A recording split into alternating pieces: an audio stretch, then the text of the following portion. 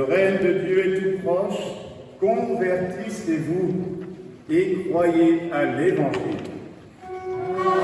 Alléluia.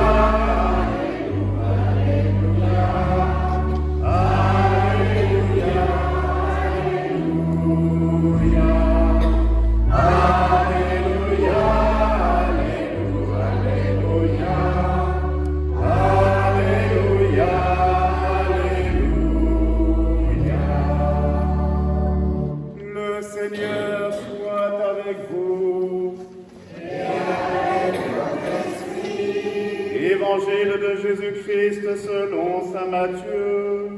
Gloire à toi, Seigneur.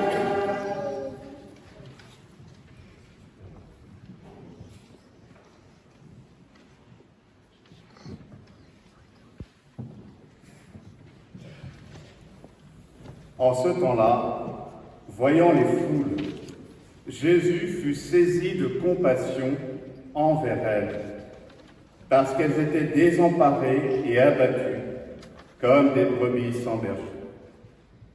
Il dit alors à ses disciples, « La moisson est abondante, mais les ouvriers sont peu nombreux. Priez donc le maître de la moisson d'envoyer des ouvriers pour sa moisson. » Alors Jésus appela ses 12 disciples. Il leur donna le pouvoir d'expulser les esprits impurs et de guérir toute maladie et toute infirmité. Voici les noms des 12 apôtres. Le premier, Simon, nommé Pierre, André, son frère, Jacques, fils de Zébédée, et Jean, son frère, Philippe et Barthélemy, Thomas et Matthieu, le publicain, Jacques, fils d'Alphée et Thaddée, Simon le Zélote et Judas l'Iscariote, celui-là même qui le livra. Ces 12, Jésus les envoya en mission avec les instructions suivantes. Ne prenez pas le chemin qui mène vers les nations païennes et n'entrez dans aucune ville des Samaritains. Allez plutôt vers les brebis perdues de la maison d'Israël. Sur votre route, proclamez que le royaume des cieux est tout proche. Guérissez les malades et ressuscitez la mort. Purifiez les lépreux, expulsez les démons. Vous avez reçu gratuitement, donnez gratuitement.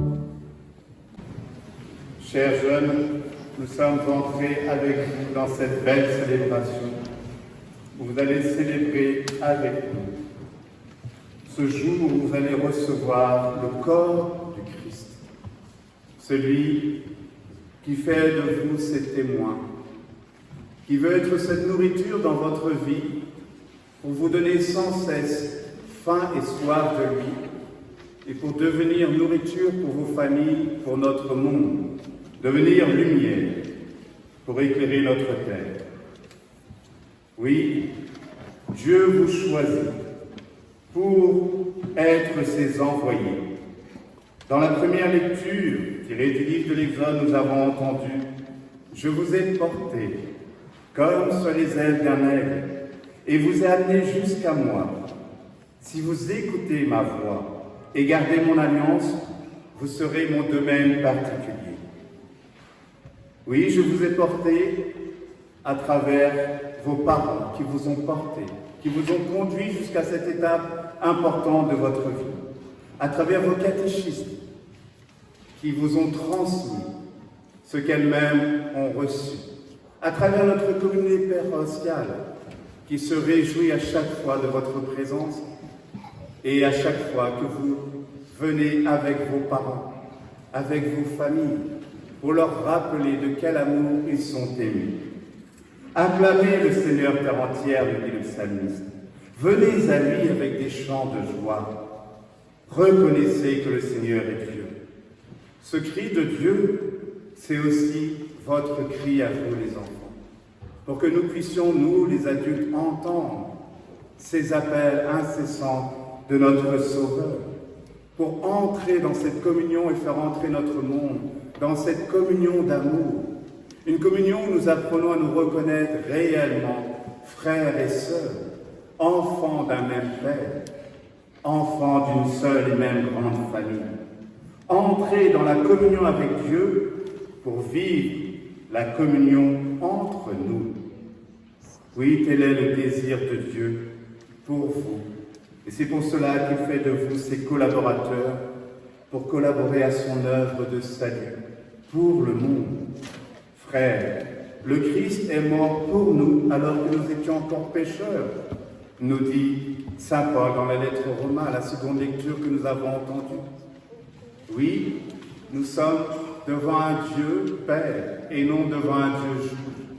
Un Dieu qui nous fait confiance et qui nous dit « Recevez tout ce que je veux offrir au monde. » Et cette nourriture que vous allez recevoir aujourd'hui, c'est sa vie. Vivez de ma vie pour donner vie à cette terre. Donner cette force aussi dont la terre a besoin pour sauvegarder la paix et vous permettre à vous, chers jeunes, de vivre votre vie, de vivre dans l'espérance et la confiance d'un monde meilleur que nous voulons construire aussi avec vous.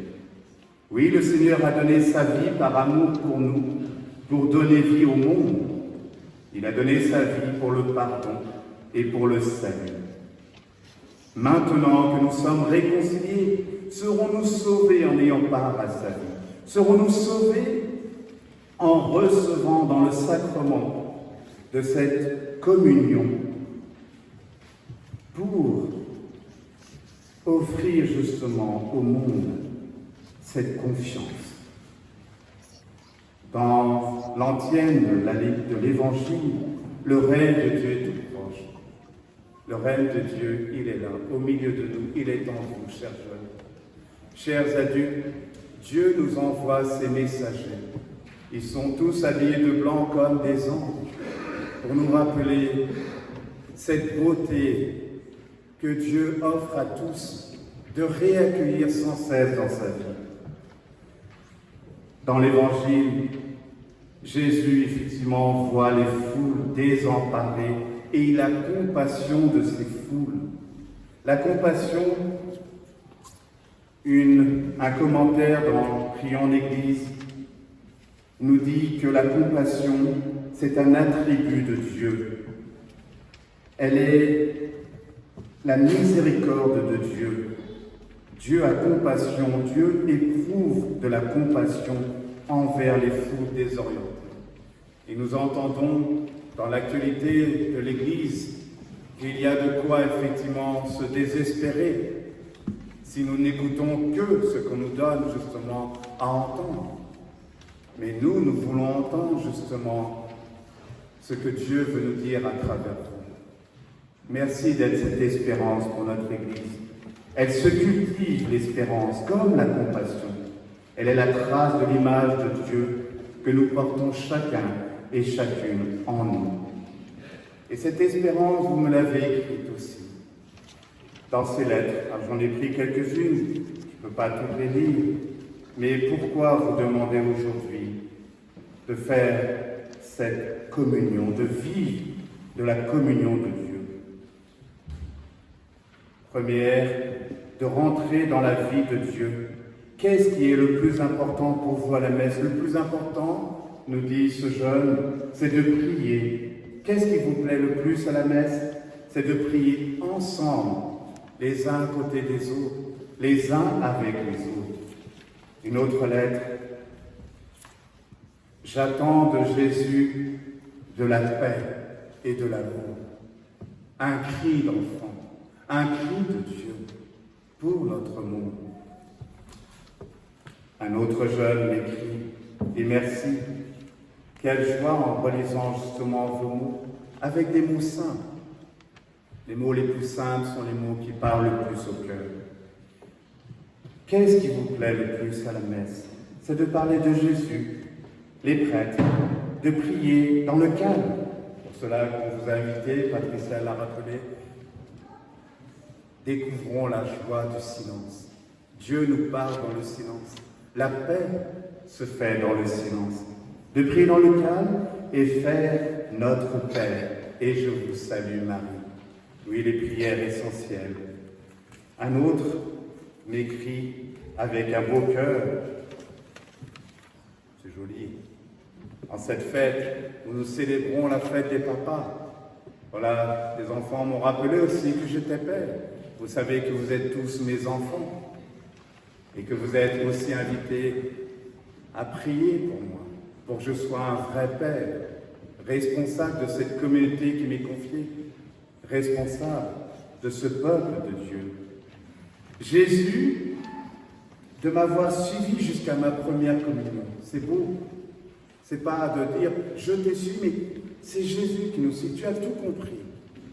Cet enfant qui m'écrit cela, c'est Jésus qui nous suit tout le temps.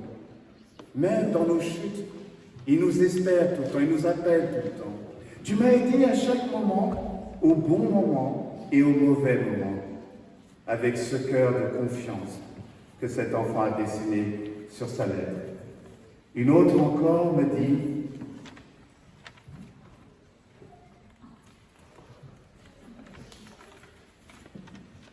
Pourquoi voulez-vous faire la première communion? Parce que je veux mieux être en contact avec Jésus et Dieu. » Oui, ce contact n'est pas un contact extérieur, il est en nous.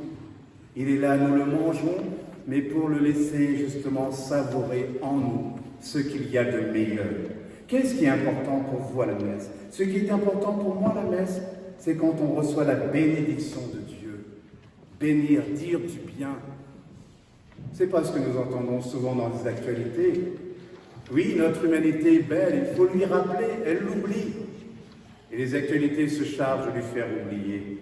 Qu'est-ce qui vous plaît le plus à la messe? Ce qui me plaît à la messe, c'est quand je fais enfant de cœur. Alors, je ne vais pas dire le prénom, mais c'est l'un des nôtres.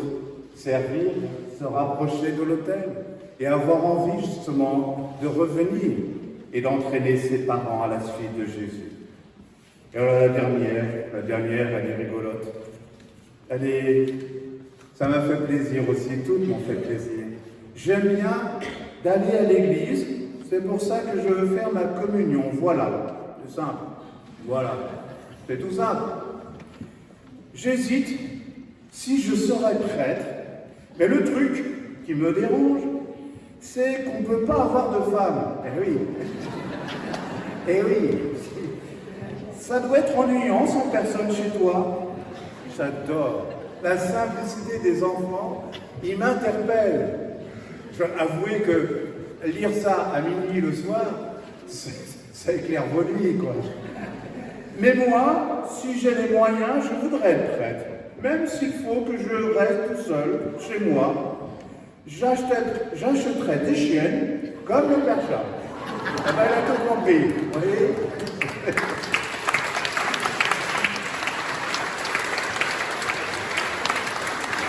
En cette fête des pères, quel beau cadeau! Quel beau cadeau, mais le plus beau cadeau, c'est surtout votre présence à tous. Continuez à les encourager à croire en vous comme Dieu croit en vous. Dieu vous aime et c'est pour cela qu'il vous a donné à entendre ces paroles d'enfants, qu'ils sont là au milieu de vous pour vous rappeler que vous êtes les enfants aimés du Père et que nous devons ensemble faire vivre et faire grandir cette communion pour le monde, pour le salut du monde et pour la paix sur la terre. Amen. Amen.